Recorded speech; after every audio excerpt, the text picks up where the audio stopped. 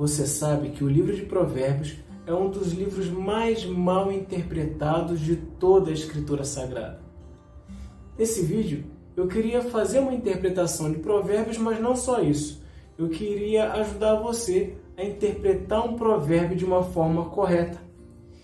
Se você acompanhar as nossas meditações, que são postadas todas as segundas, quartas e sextas, às 6 horas da manhã, eu posso garantir a você que você vai adquirir uma profunda intimidade com a literatura de sabedoria a ponto de fazer a sua própria análise, a sua própria interpretação e ensinar as pessoas a lerem os provérbios como eles devem ser lidos. Vamos espalhar provérbios para a nossa vida e para a vida de quem a gente ama? Nossa meditação de hoje é no provérbio 10:9. Ele está registrado assim, olha. Quem anda em integridade anda seguro, mas o que perverte os seus caminhos será descoberto. Olha só como é que a gente vai trabalhar esse texto. Eu queria que você percebesse bem que o que eu vou descrever são 3 passos simples. E se você acompanhar até o fim, você vai conseguir entender todo esse passo a passo e todo esse processo. Aliás, falando em fim, no final desse vídeo eu vou colocar para você uma dica muito bacana, um conselho muito bacana de uma literatura, de um livro que foi muito importante no início dos meus estudos e com certeza ele pode ser importante para você, para te ajudar nessa questão da interpretação das escrituras. Vale a pena conferir. Voltando aqui à interpretação do provérbio, eu queria falar sobre esses 3 passos bem simples, bem básicos, e eu queria que você perceba esses passos, o caminhar desses passos, para que você possa caminhar neles também.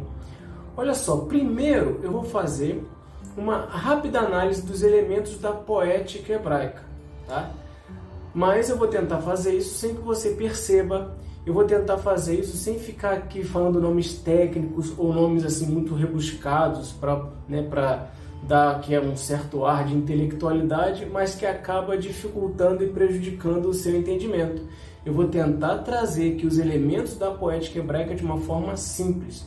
Vou tentar também, se eu precisar, falar de algum termo hebraico no seu sentido, na língua original, que é o hebraico. Eu só vou fazer isso se for absolutamente necessário trazer esse sentido para que o texto possa ser bem compreendido. Se não for necessário isso, eu não vou fazer. O meu segundo passo, eu vou ligar esse provérbio que a gente vai estar analisando, vai estar estudando, ao contexto do livro de Provérbios propriamente dito. Às vezes a gente acha que um provérbio é uma sentença jogada no meio do nada, no meio de uma ordem aleatória, mas isso não é verdade. Esse livro foi organizado, foi editoriado, foi compilado, foi trabalhado seguindo uma ordem que faz todo um sentido na mente daquele que organizou esse livro, que é o próprio Senhor Deus. Tá? E o terceiro passo, eu vou trazer o contexto histórico, o entendimento, o sentido da intenção do autor na sua época vivencial. Eu vou trazer isso para a nossa vida hoje, para que isso possa fazer sentido para você hoje. E eu vou tentar fazer toda essa aplicação e toda essa análise num tempo adequado para uma meditação que não é nem tão rápida e nem tão extensa como um sermão. Uma meditação por volta de 8 a 12 minutos. Tá bom? Para que possa ser num título de devocional e ainda assim com uma profundidade necessária que todo o provérbio requer. Vamos começar o nosso texto falando e lendo o que está registrado nas Escrituras. Quem anda em integridade anda seguro, mas o que perverte os seus caminhos será descoberto. Talvez na sua Bíblia você vai já encontrar isso em 2 linhas, ou talvez numa linha contínua. O fato é que esse provérbio ele tem 2 ideias, uma primeira inicial e uma segunda ideia que é o contrário da primeira, faz um contraste com a primeira. Eu percebi esse contraste não porque eu já entendi todo o sentido do provérbio, não. O próprio autor do texto me disse que ele ia fazer esse contraste quando ele colocou a partículazinha, a conjunção mas. Então ele me indicou que a partir desse mas, ele falaria algo diferente daquilo que ele falou no início. né? Isto é verde, mas aquilo é amarelo.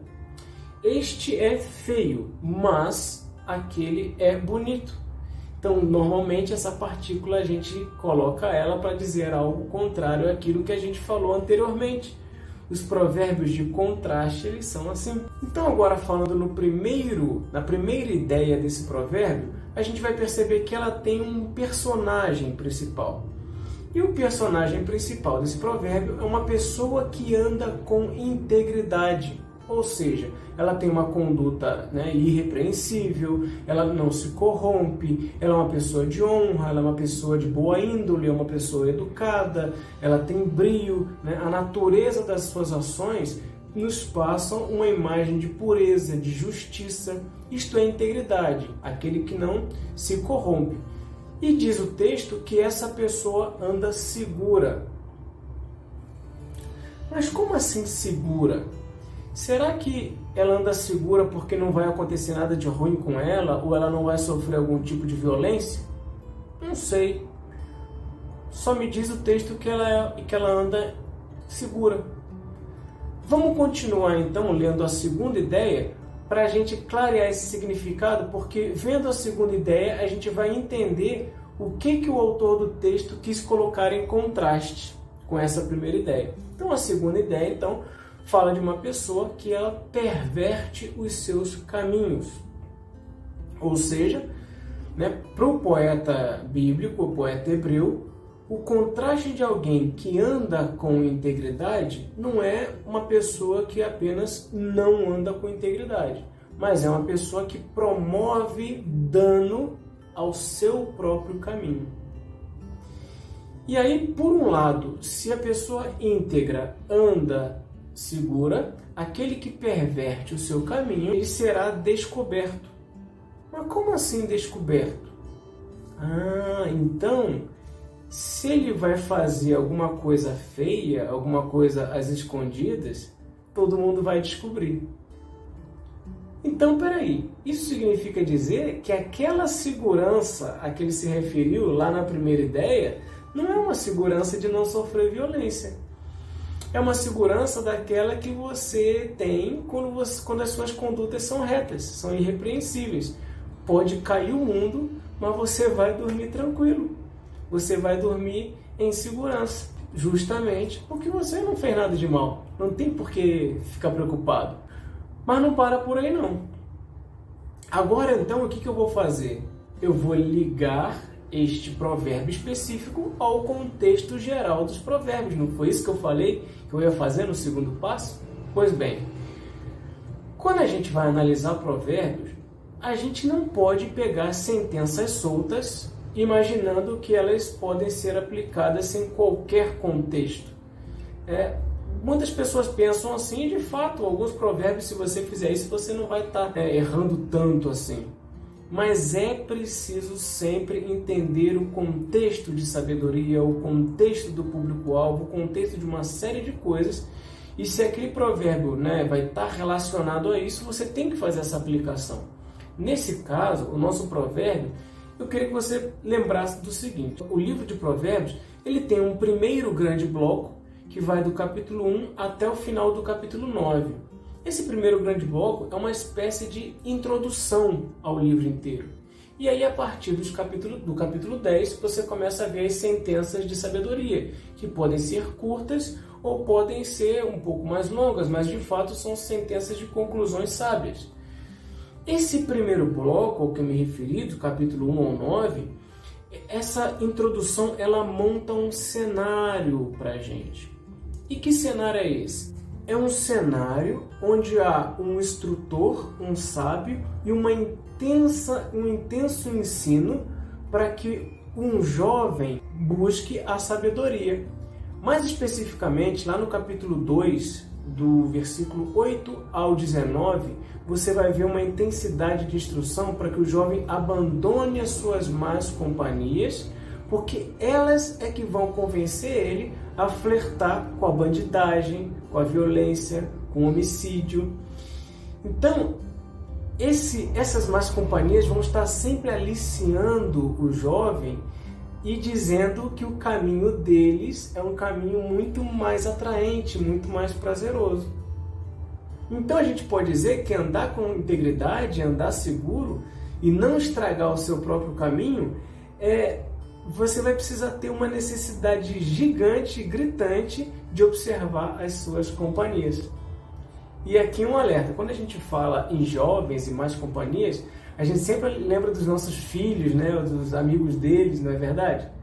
Mas aí eu queria lembrar que a palavra de Deus, ela foi escrita para mim e para você.